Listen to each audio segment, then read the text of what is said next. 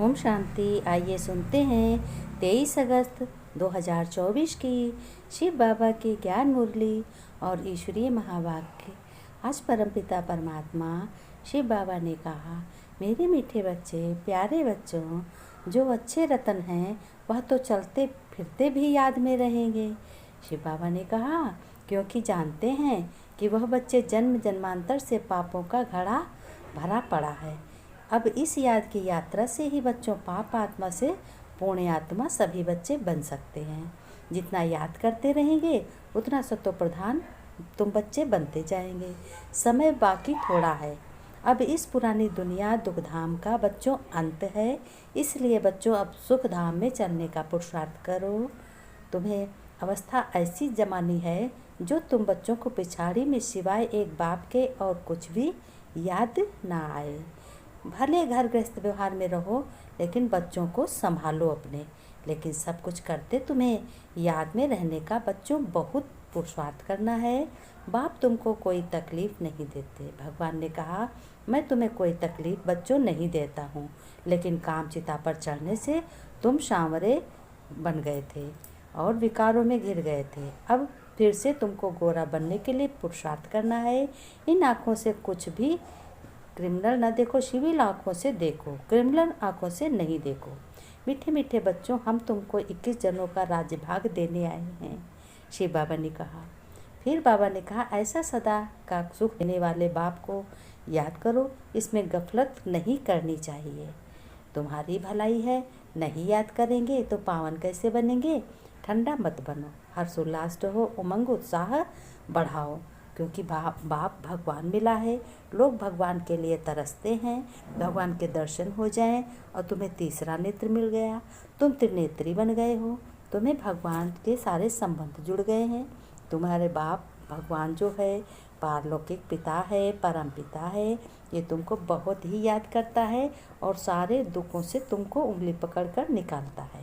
फिर शिव बाबा ने कहा, मीठे बच्चे, दुख हरता सुख करता बाप को याद करो तो तुम्हारे सब दुख दूर हो जाएंगे। अंत मति सो गति भी हो जाएगी। गति माने बैकुंठ का रास्ता मिल जाएगा और तुम भवसागर से पार भी हो जाओगे। प्रश्न में बाबा ने कहा, बाप ने तुम बच्चों को चलते फिरते याद में रहने का डायरेक्शन क्यों दिया है। उत्तर में बाबा ने कहा, बच्चों ध्यान से सुनो, क्योंकि बच्चों याद से ही जन्म जन्मांतर के पास तुम्हारे पापों का बोझ उतरेगा। दूसरा है, याद से ही आत्मा सत्व प्रधान बनेगी बच्चों। तीसरा बाबा ने पॉइंट दिया है, अभी से याद में रहने का अभ्यास होगा तो अंत समय में एक बाप की याद में रह सकेंगे। नहीं करेंगे तो क्या जानोगे याद कैसे होती। मन इधर उधर भाग जाएगा। तुम्हारे शिव बाबा में थोड़ी तुम्हारा मन लगेगा, अपने परम पिता में। इसलिए बाबा ने कहा, अंत के लिए ही गायन है। अंत काल जो स्त्री सिमरे। तो चौथा है, बाप को याद करने से 21 जन्मों का बच्चों तुम्हें सुख सामने आ जाता है। तुम्हारे सामने बाप जैसी मीठी चीज़ दुनिया में कोई नहीं है। इसलिए बाप का डायरेक्शन है, बच्चे चलते फिरते मुझे ही याद करो। ओम शांति। बाबा ने कहा, मीठे बच्चों, ओम शांति। किसकी याद में बैठे हो। बच्चों ने कहा, यह है प्यारे ते प्यारा संबंध एक के साथ जो सबको दुखों से छुड़ाने वाला है। बाप बच्चों को देखते हो। बच्चे ने कहा, बच्चों ने कि मैं बच्चों ने कहा कि मैं बाप को देखता हूँ बाबा, तो सब पाप कट जाएंगे हमारे। आत्मा बाबा सत्व प्रधान तरफ जा रही है। बच्चों ने कहा, दुख तो अथाह है बाबा इस कलयुग में। बच्चों ने भी उत्तर दिया, आज गाते भी हैं बाबा, दुख हरता सुख करता। अब बाप हमारा परम पिता परमात्मा हमको सच सच सब दुखों से छुड़ाने आया है, तो हमें स्वर्ग में दुख का नाम निशान नहीं होता है। ऐसे बाप को हमें याद करना बहुत ज़रूरी है बाबा। फिर शिव बाबा ने कहा कि तुम्हारा बाप बच्चों के प्रति प्यार होता है ना, यह तो तुम बच्चे जानते हो बाप का किन किन बच्चों पर प्यार है। बच्चों को समझाया बाबा ने, अपने को आत्मा समझो, देह नहीं समझो। जो अच्छे रतन है वह बाप को चलते फिरते याद करते रहते हैं। ये भी क्यों कहते हैं। बाबा ने कहा, क्योंकि बच्चों तुम्हारा जन्म जन्मांतर से पापों का घड़ा भरा हुआ था। अब तुम्हें भगवान मिला, परम पिता परमात्मा मिला, पारलौकिक पिता मिला, तो तुम बच्चे पाप आत्मा से पुण्य आत्मा बनते जा रहे हो और दुख से सुख का रास्ता तुम्हें मिल गया है। सुख यानी स्वर्ग में, तुम सतयुग में तुम सुखी बनोगे। वर्तमान में तुम्हारे घर में भी बहुत खुशी होगी और बहुत ही सुख होगा। बाबा ने कहा छोटा बगीचा फिर वृद्धि होते होते कलयुग अंत तक कितना बड़ा हो जाता है। बाबा ने कहा वह कांटों का जंगल बन जाता है। बाप कहते हैं ऐसे काम महाशत्रु, इनसे तुम आदि मध्य अंत दुख बहुत पाते हो।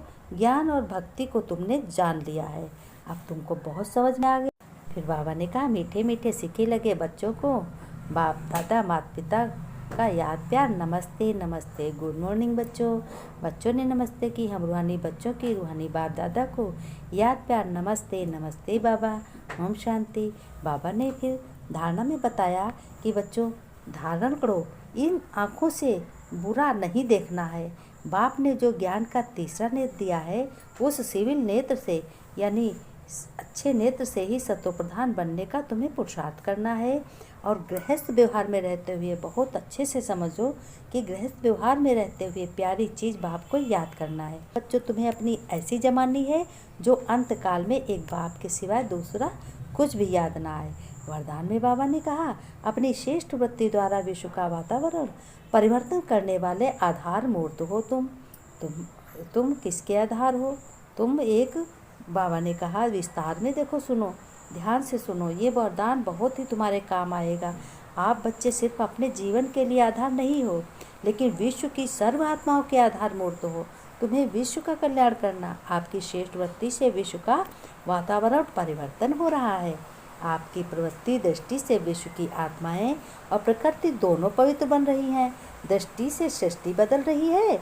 आपके श्रेष्ठ कर्मों से श्रेष्ठाचारी दुनिया बन रही है।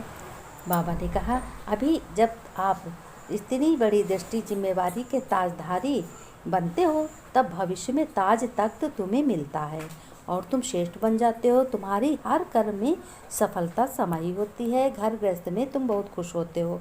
स्लोगन में बाबा ने कहा सर्वशक्तिमान बाप को अपना साथी बना लो तो ही बाबा ने कहा तो कोई भी विघ्न आपको रोक नहीं सकता। सारे विघ्न दूर हो जाएंगे।